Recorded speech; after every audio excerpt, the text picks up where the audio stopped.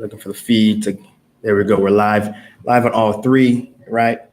And so welcome, folks. SeeJeanty, Haiti Biz News, HaitiBizNews.com, HaitiBizNews.com, HaitiBizNews.com, Haiti Biz News Show, where we bring very important topical information to you who's abroad, to you perhaps who's in the States, in Haiti, and break it down specific to news, specific to entrepreneurship, specific to trying to do the real change that's going to really affect this country, which is business. There's only one way this country changes, and that's through business. It's not through charity. It's not through charity drives. It's not through just tossing a dollar. It's folks with business acumen who feel that they can impact. And provide a change to the dynamic that's ongoing, and influence that change. Of course, that change is true. It's true for anywhere where we have downtrodden folks.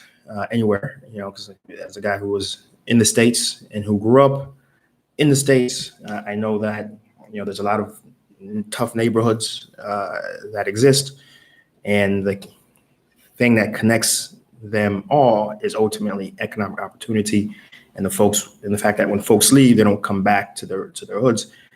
Particularly unique behavior of the Black community, particularly because we know other peoples generally stay and reinvest in their areas, and ultimately the cause and effect chain of poverty and violence breaks because of that, right? But more importantly, though, I wanted to talk about, and of course, folks who are coming in late and coming in now, they're live, feel free, leave a comment. I am going to respond to everything that is written on the chat, right? Let me go ahead and modify this thing here, right? Let's go up a little higher so I can read y'all chats a little easier. There you go. Okay, yeah, and so the elephant in the room, and I alluded to it last episode where I talked about Village Noir. If you haven't seen that episode yet, do check it out. And of course, a big talking point of my interview with Daniel Jean-Louis is related to the causes and effects of this, and ultimately the solution to it, right? And so I thought, let me come on live today, because I didn't necessarily want to dedicate an episode to it, and just have a very candid, straight up conversation with you folks, with folks who are consistent and who will watch it either as I'm shooting it or will watch it later. Let's have a candid conversation about the violence that's occurring right now in Haiti, right? I'm sure if anybody has been paying attention between what the Miami Herald is putting online, between what you're hearing through Haitian radio, if your folks, everyone's dad or uncle still listens to Haitian radio, and of course, one of the first things that they'll tell you is that you have to be careful because of the newer things that they're hearing about what's going on in Haiti in certain areas. And so we need to talk about it, because there's certainly been an uptick in not just random violence, but there has been an uptick in organized gang violence in the country. First and foremost, understand that you have to cancel your trip to Haiti, whatever trip you have going, you have to cancel it, because the unfortunateness is that this activity has been concentrated in one set of areas, and that's the poorest areas in Haiti, from La Saline to La Lou to Cité de Soleil, through a lot of the Bel Air, a lot of these areas that have one of the most concentrated slums in the country, and folks really are living with very little support from any government structure at all. And that's where we're seeing the most violence. That's where we're seeing the most activity. La Saline, for the folks who don't know, is again one of the poorest areas in Port-au-Prince, and just as you have it in any poor area, maybe in America we're talking about, a certain part in Miami, a certain part of Chicago, a certain part in New York, a certain part in Cincinnati. It's always the poorest areas that you're going to see the most concentrated violence. And so, but what's unique about Haiti, and folks have to understand this, what's unique about Haiti is that where other places you may see violence connected to drugs and drug territory and folks trying to influence that income flow, what you see unique to Haiti is a connection between gang violence and politics, right? You see, a lot of times you do see a certain uptick in activity like this near an election. Guess what? We have an election coming in October. At least we're supposed to, if everything was being organized, if we had a cabinet and everything. That's a whole different live stream, right? And it's pretty much agreed amongst the folks I speak to on the ground here in Haiti. It's pretty much agreed that the violence that's occurring is directly linked to the upcoming elections and certain politicians trying to keep their office and keep the voter turnout in their favor, right? Because these poor areas have traditionally had relatively high turnout to vote. And some would argue it's because it's easy to get these folks, by omilgud, as they say, omilgud, and they are able to go out and vote in the way that you want them to. That's the very sardonic way folks look at it. The other is that simply these folks really are most motivated to go out and vote because they're living at the very bottom of society, and they're influenced by what a politician may say when they come in, the promises that are made, and they go out to vote. That's probably more rosy interpretation of why folks vote in higher numbers. And influencing the gangs, influencing the folks who can influence violence one way or another. If you think about it, it makes a tremendous amount of sense, especially how cheap it is to influence these people's behaviors. And so that's what's understood of what's going on right now. To make it clear, a lot of the gang violence that's going on is related one way or another to politics and certain politicians.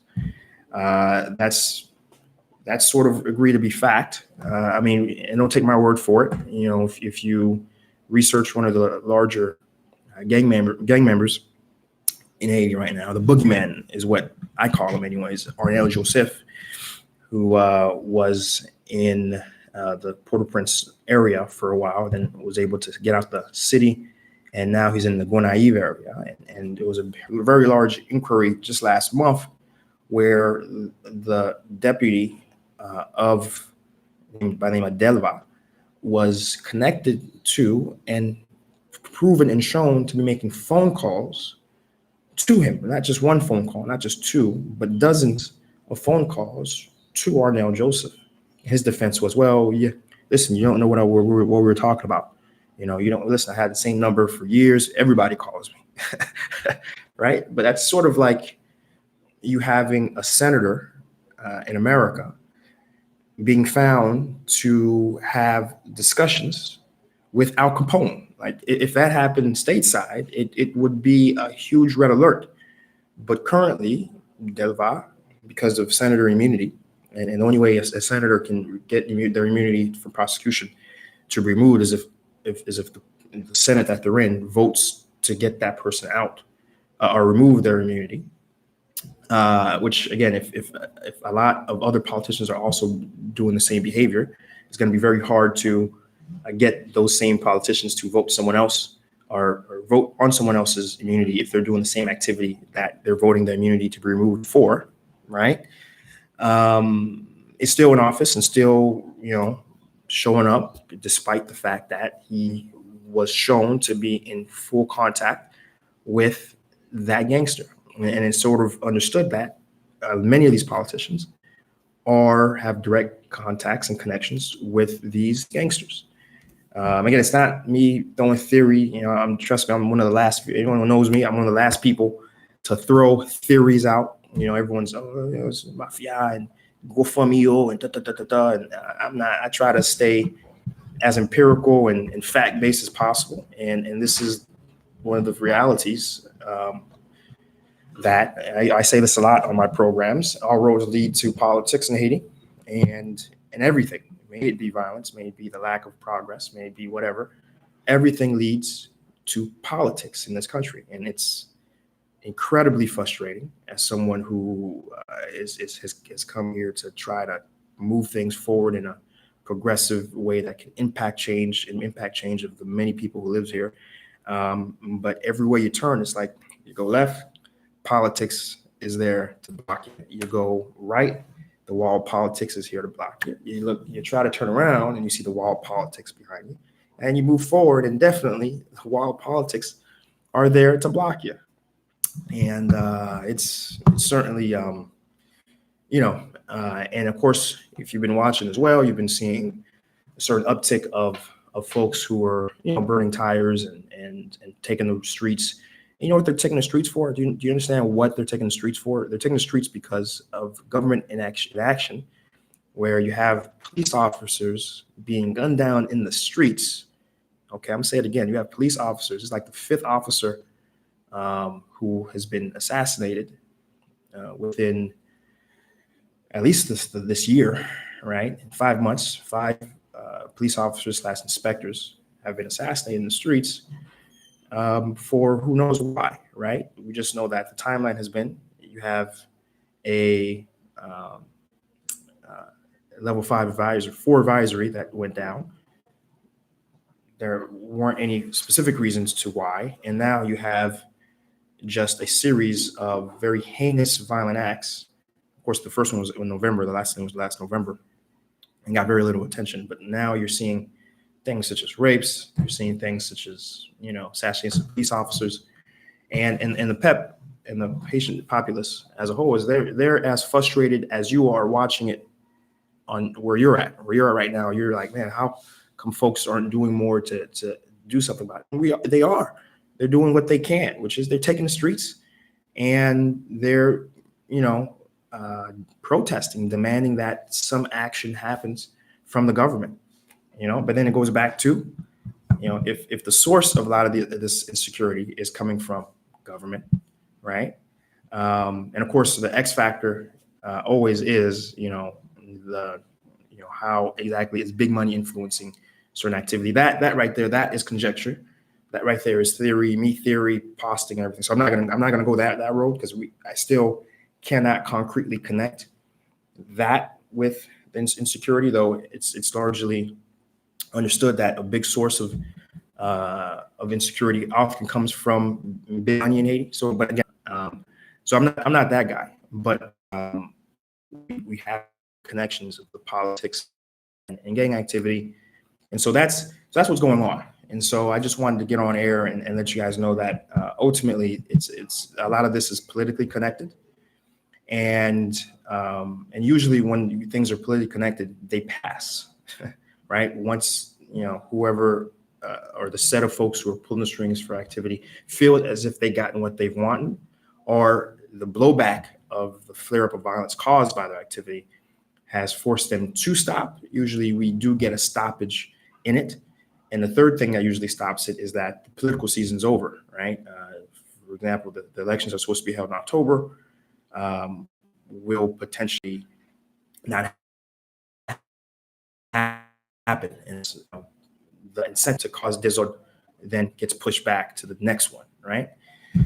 And so I just wanted folks to understand what's going on. It's not that suddenly the super predator gene of Haitians have acted. There's nothing particularly extra sinister of what's going on here in the country. As you watch things, just understand it's Haiti is a relatively simple place, right? Things happen. There's a cause and effect. Most things that happen in the country, very few things are ever random in this country. And if you're seeing happen that are particularly eyebrow raising, just understand there's usually somebody or something pulling that lever to make it happen. And that's not me throwing theory. That's not me throwing, crazy what's that show called? Repo Wars. Somebody needs to tell me what that show's called. Fox Wars. But anyways, that's not me throwing those sort of crazy theories out there. It's just proven time and time again. Once the headlines are passed and the dust is settled and folks have gotten time to research and the facts have come out, there's always a connection between something and the heinous things that are going on. Let's see, any comments? There's everywhere in the world, all the paranoid neighborhoods are going to war with each other. Absolutely, Adam, absolutely. And of course, even when there isn't a bigger lever being pulled, again, everywhere in the world, the poorest neighborhoods are the ones that get affected. And that's why it's so important. That's why it's so important that, if there is substantial change that is going to happen to any place. Again, I'm not talking about Haiti. I'm talking about South Side Chicago. I'm talking about West Side Chicago. Someone who lived in Chicago for 4 years and who's felt more afraid there than I have been even to this day in Haiti. There is right, even right now in Chicago and around Emmanuel, there were more school closures in the South and West Side. There were more, or there was an attempt to open up a hospital on the side of the shootings where the shootings were going, which ultimately never came to fruition, right? And in fact, there was only one hospital on the South Side that I was aware of, which closed down about 3-4 years ago. Closed down. So instead of concentrating services and assistance to these affected areas that would then help change these areas from violence to activity. The big complaints I've heard, versus we have a little problem with Facebook. Ooh, come on, Facebook.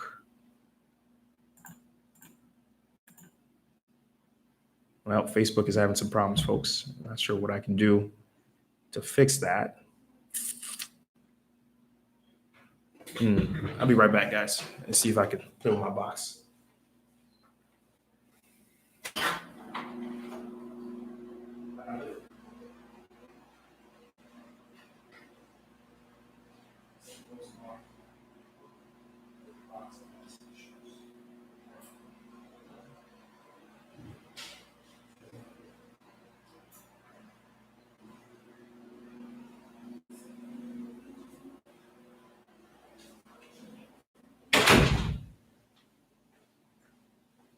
Oh, all right. Did a little something to try to fix the Facebook stream, but doesn't seem as if the stream is getting any better. Very unfortunate. Very, very unfortunate. Let's see. Maybe I may have to reboot the stream here.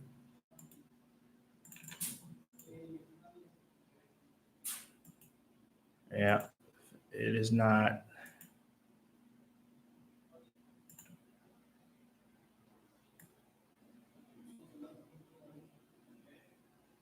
Very unfortunate. Let's go ahead and end it, and then we'll do the Facebook stream real quick.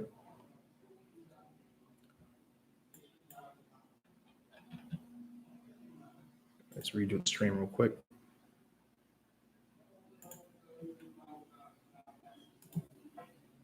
Hit that refresh.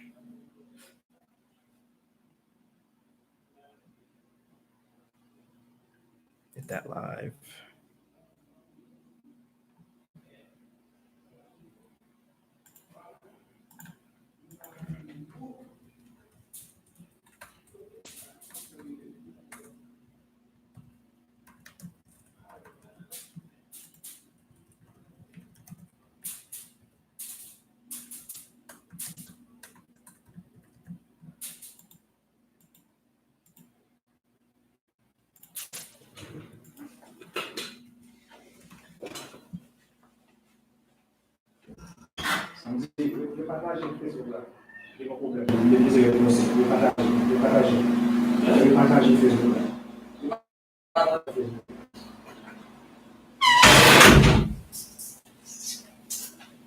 All right, let's try this again, and hopefully we get some consistency.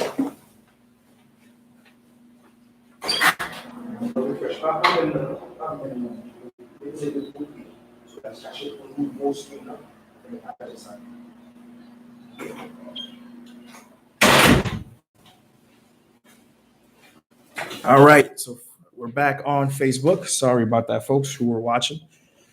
And so, the point I was trying to make was that in every area where you do see change happening, it's not the police coming in and doing a police force and police state. It's when you have the state actually say, no, we're going to invest the hell out of these poor areas. We're going to try to put schools in, put hospitals in, provide services to these folks, provide electricity, provide water, provide a way out, provide a pathway out. These are our people. We're going to do our best to influence and improve their lives. That is the only time. That is the only time when there is actual change. There's actual positive, impactful change that happens for these folks. And anything short of that is a Band-Aid. Anything short of that does not work, right? And it's always baffling, unfortunately, that folks all around the world repeat the same activity, the same damning actions to the same effect, right? To the same effect, which is non-effect and increase in violence, uptick of Facebook is not wanting to work today. Okay, so basically we'll keep it short. I just wanted to get on air real quick and just let folks know my perspective on those things. And again, just to remind folks that Haiti is still a place to visit. Again, if you know anything about Jamaica, you know anything about Mexico, there's a lot more violence happening in those areas, but yet, folks are still able to visit in security and have a good time. And that is the exact same thing with Haiti. You can still visit Haiti, still have a good time, and not be affected by the local issues and local politics that are going on. So that's really what I want to come on air and talk about.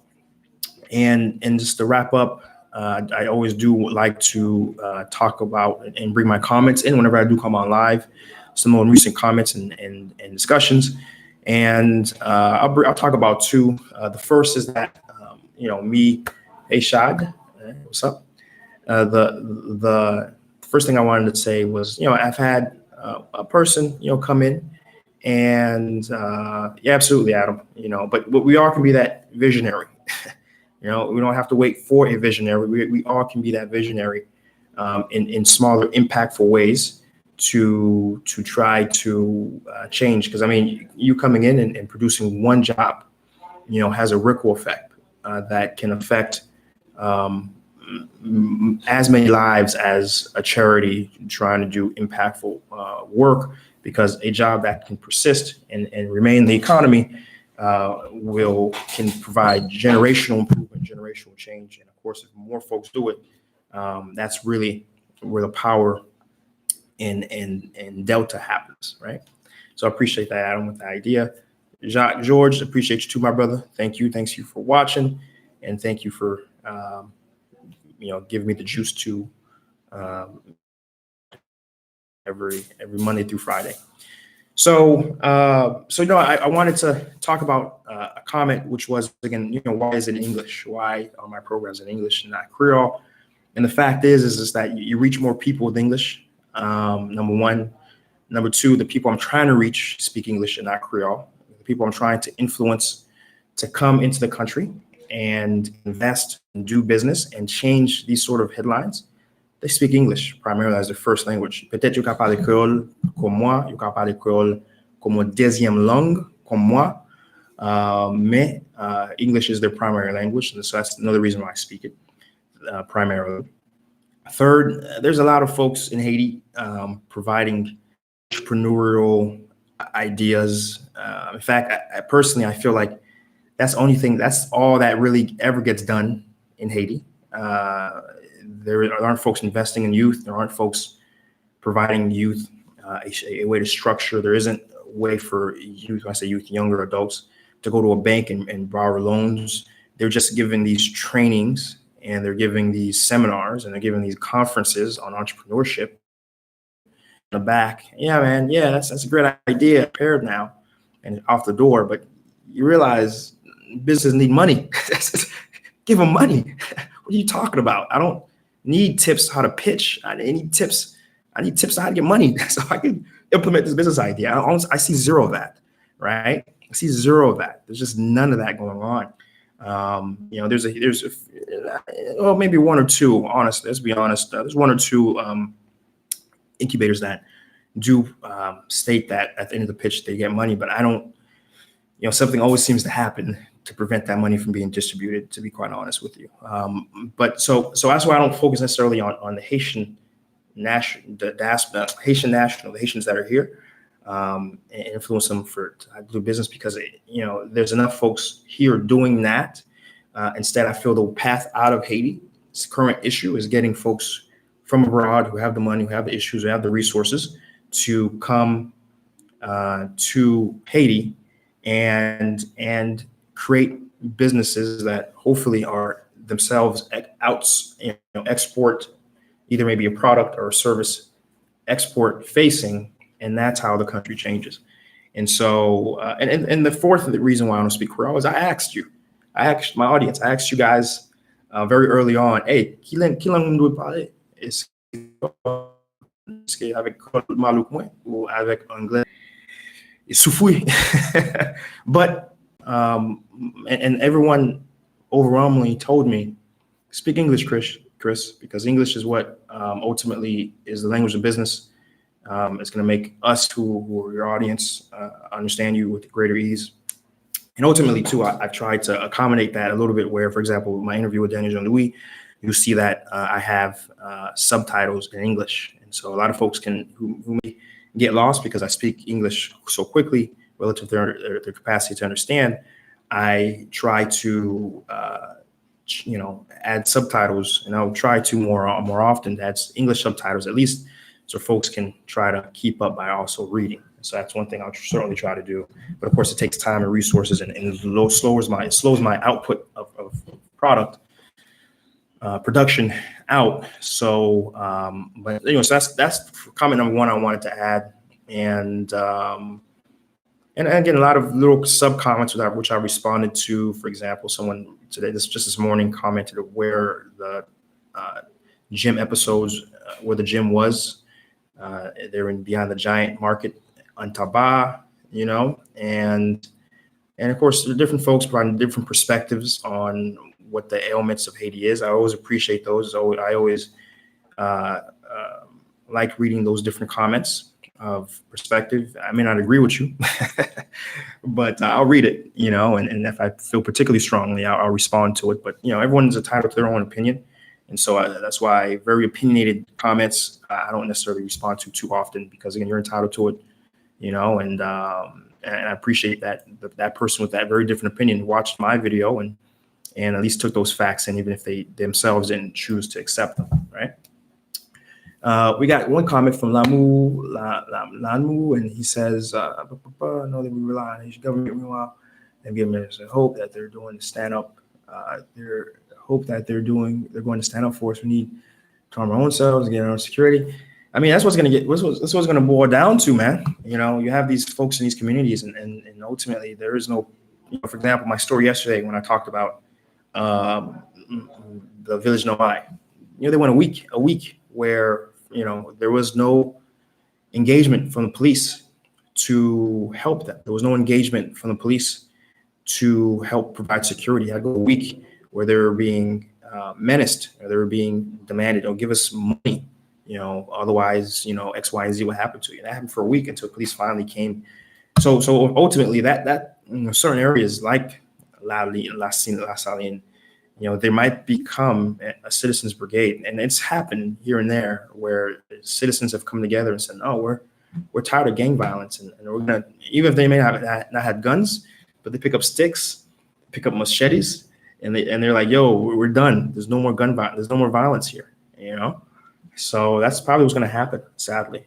One day I will take you to motherland. Yes, nice. All right, Adam. Yeah, I'm not sure where your motherland is in Haiti, but yeah, sure. And agree 100% Haitians that would take come back. Yeah, absolutely. So I think that's probably where I'm gonna end it. I'm sure my stream's pretty long now, 30 minutes. Ugh, wow. So let me just end it here because I don't think too many people are actually gonna sit through a 30-minute session. But it was an important topic we had to talk about today, and I appreciate the folks who watched it live while it was going down, and appreciate the folks who are going to watch it afterwards when they can. But again, it's a very important episode, and it's unfortunate that Facebook. It's the first time I've seen Facebook acting like this. Facebook not reacting appropriately, but we're back at it again Monday through Friday. Tomorrow, hopefully, expect an episode that's more traditional, isn't live. All right, guys. Appreciate you. Thank you. And until we're back at it again, we'll be back at it again.